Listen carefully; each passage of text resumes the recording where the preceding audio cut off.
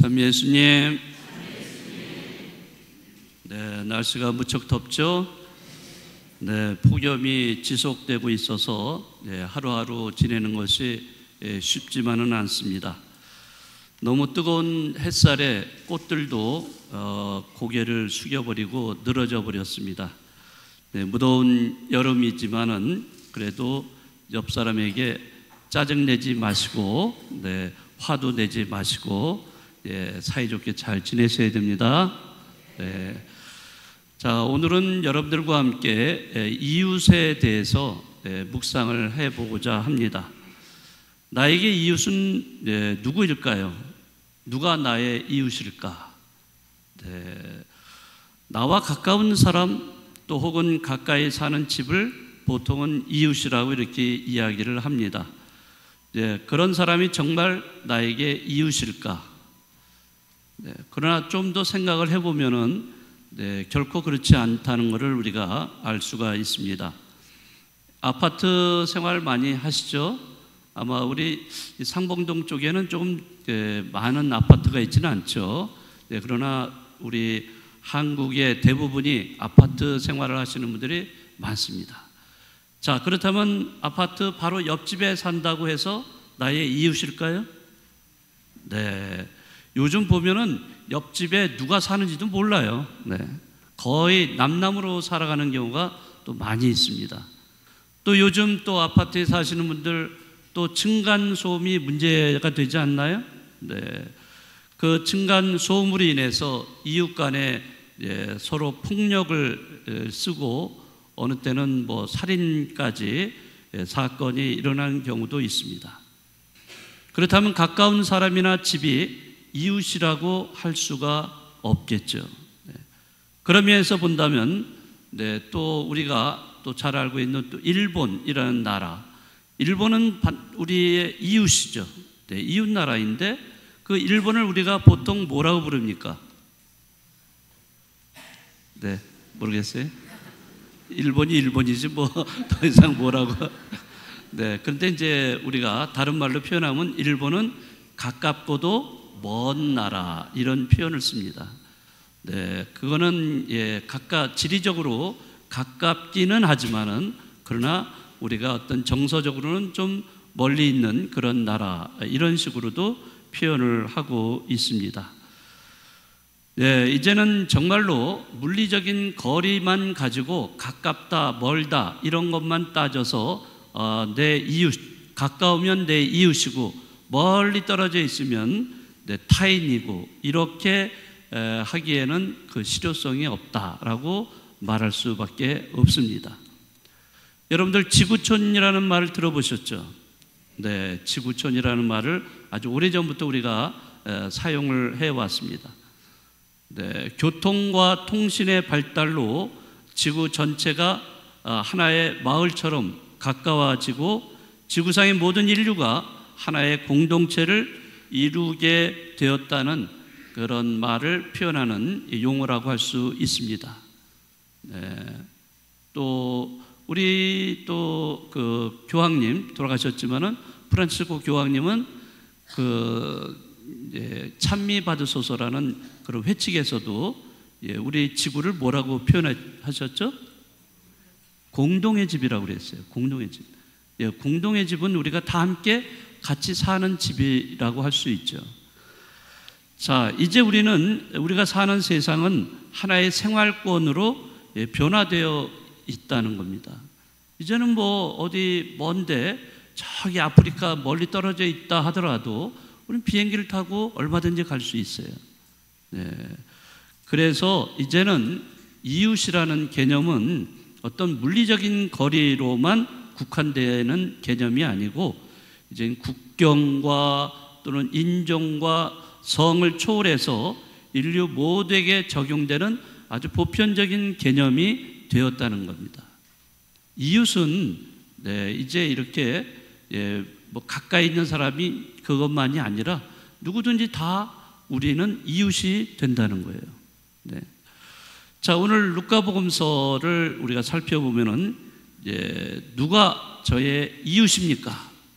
바로 율법 교사가 예수님께 질문을 던집니다. 그럴 때 예수님께서는 그 율법 교사에게 착한 사마리아 사람의 비유 이야기를 들려주십니다. 착한 사마리아 사람 비유 이야기는 너무나 여러분들이 잘 알고 계시죠? 그렇죠? 네, 여기 모르시는 분 계세요? 아마 거의 없으실 겁니다. 이 착한 사마리아 사람의 비유 이야기를 여러분 아실 거라고 생각합니다만은, 그러나 조금 더 제가 상황을 좀 설명을 좀 해드리겠습니다. 이 비유 이야기에는 네 부류의 사람이 등장을 합니다. 자, 첫 번째 등장하는 사람은 누구냐? 예루살렘에서 예리코로 내려가는 길에 강도를 만난 사람이에요. 근데 강도들은 물건을 뺏기 위해서 그 사람을 폭력을 써서 때리고 상처를 입히고 구타를 하고 이렇게 해서 그가 가지고 있는 것을 빼앗습니다. 그 사람은 길에 쓰러져서 피를 흘리면서 쓰러져 버렸어요. 네. 자, 그런 피해자가 첫 번째 부류가 있고요. 두 번째 부류의 사람이 나타납니다. 자, 누구이죠? 바로 사제입니다. 사제는 길을 가다가 그 죽어가는, 피를 흘리면서 죽어가는 이 피해자를 바라보게 됩니다. 자, 그런데 그때 행동은 어떤 행동을 취합니까? 네, 그 사제는 저 길 반대편으로 서가지고 그냥 지나쳐가 버립니다.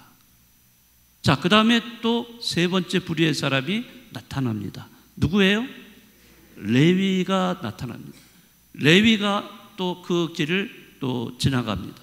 분명히 피를 흘리면서 여기에 길가에 쓰러진 사람이 있는데도 불구하고 그도 역시 사제처럼 그냥 길 반대편 쪽으로 해서 지나가고 맙니다. 자, 그런데 또 네 번째 등장하는 인물이 있습니다. 누구예요? 사마리아인입니다. 사마리아인은 유대인들이 굉장히 혐오하는 그런 민족이에요. 네.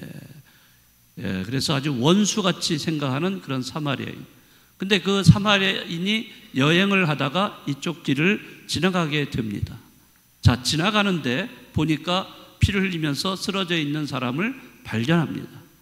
그런데 그는 그냥 지나치지 않고 그 사람에게 가까이 다가갑니다. 다가갈 뿐만 아니라 그에게 직접 손으로 그 상처를 치료를 해줘요. 상처를 싸매주고, 그리고 그것으로 끝나는 게 아니라 자기가 가지고 있는 그 노새에다가 그를 태워가지고 어디로 갑니까? 여관으로 또 찾아갑니다. 여관에 가서 하룻밤을 머문 다음에 이제 그를 잘 치료를 더 해줬겠죠. 그리고 나서 그는 자기가 갈 길이 있으니까 여관 주인에게, 자, 이 사람을 잘 돌보아 주십시오. 혹시라도 비용이 더 든다면은 제가 돌아온 다음에 그 비용을 갚아드리겠습니다 라고 하고서 떠나갑니다. 자, 그러한 그 이야기를, 비유 이야기를 예수님이 율법 교사에게 들려주시면서 뭐라고 하세요? 율법 교사에게 가서 너도 그렇게 하여라 라고 말씀하십니다. 자, 율법 교사는 사실 예수님께 여러 가지를 묻고 따지는 그런 사람이었어요. 영원한 생명을 얻으려면 어떻게 해야 됩니까? 라고 철모엔 질문을 했다가 그 다음에는 이제 이웃에 대해서 누가 저의 이웃입니까?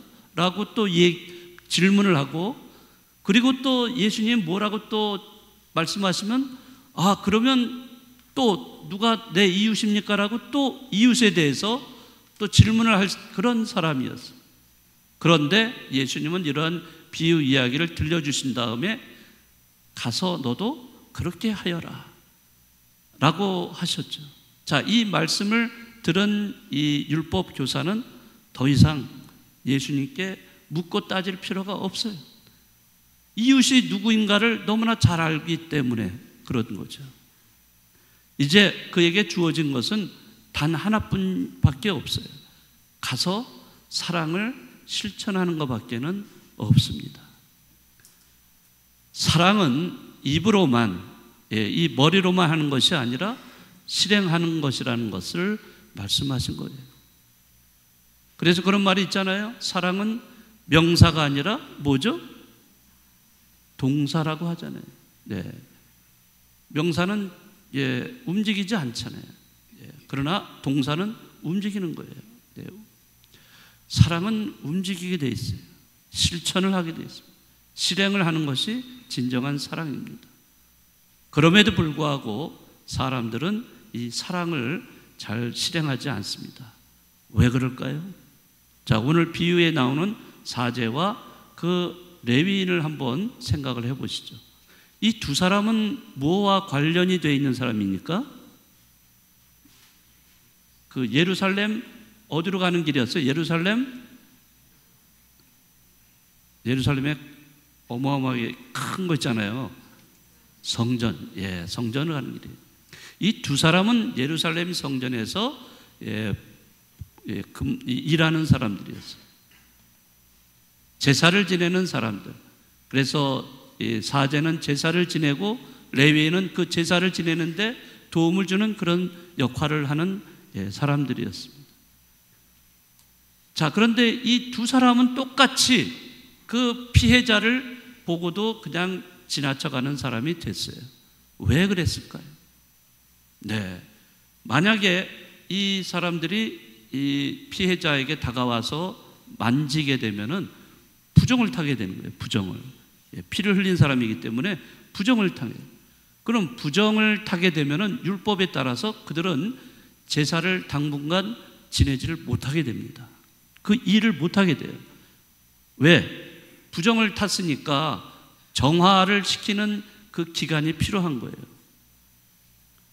그런데 이 두 사람은 그 부정을 타고 싶겠어요? 안 타고 싶겠어요? 네, 타고 싶은 마음이 없었어요. 부정을 타고 싶지 않고 그저 가서 자기네들이 해야 될 일을 하고자 했던 사람들이에요. 다시 말하자면 이들은 자기들이 매일같이 하는 일상적인 일에 그 피해자가 방해를 주고 장애가 된다라고 생각을 했기 때문에 그냥 지나쳐간 사람이 되어버린 겁니다. 자, 자기 일이 있어요. 매일같이 하는 일이에요. 일상적인 일이에요. 이게 더 그 사람들한테는 더 중요했던 거예요. 지금 눈앞에 피를 흘리면서 죽어가고 있는데도 그 사람이 있는데도 불구하고 그런 사람들에게 무관심과 또 그 회피하는 방관하는 태도를 보인 거예요. 왜? 자기가 일상적으로 해왔던 일을 그거를 멈추고 싶지 않았기 때문이었습니다. 그 일이 더 중요한 거예요. 옆에 사람이 죽어가고 있는데도 그 일이 더 중요했던 겁니다. 과연 그것이 올바른 방법이었을까요? 네, 바로 정말 그 주위에서 죽어간 사람 상관없이 자기 일만 해야 한다는 이런 생각, 이건 정말 무서운 생각입니다. 정말 무서운 결과를 가져온 것뿐일 겁니다. 그래서 무관심, 이 회피라고 하는 것은 인간을 비인간화시키게 되고 그래서 어떻게 보면 비참한 인간으로 만들어버릴 수밖에 없을 겁니다. 이웃이 누구인지에 대해서 물고 늘어진 그 율법 교사에게 예수님의 그 한 말씀, 빠져나갈 구멍이 없어요. 오로지 사랑을 실천할 수밖에 없습니다. 가서 너도 그렇게 하여라. 자, 이 말씀을 실천하는 길밖에 없다는 겁니다. 자, 우리도 이 예수님의 말씀을 들었어요. 자, 가서 너도 그렇게 하여라. 여러분들은 이제 더 이상 설명할 그런 것을 들을 필요는 없어요. 이제는 뭐를 해야 돼요? 이제 사랑을 실천해야 돼요. 도움이 필요로 하는 사람에게 내가 이웃이 돼 주어야 한다는 거죠. 네, 그거밖에는 남는 게 없습니다. 누가 내 이웃입니까? 라고 이렇게 물은 율법 교사는 너무나 잘 알고 있어요. 이웃을. 우리도 이제 이웃이 누구인지를 너무나 잘 알고 있습니다. 무더운 여름 기간이지만은 그럼에도 불구하고 정말 도움이 필요한 이웃이 있다면, 그런 사람들이 있다면 여러분들이 진정한 이웃이 되어주는 그런 여러분들이 되시면 좋겠습니다.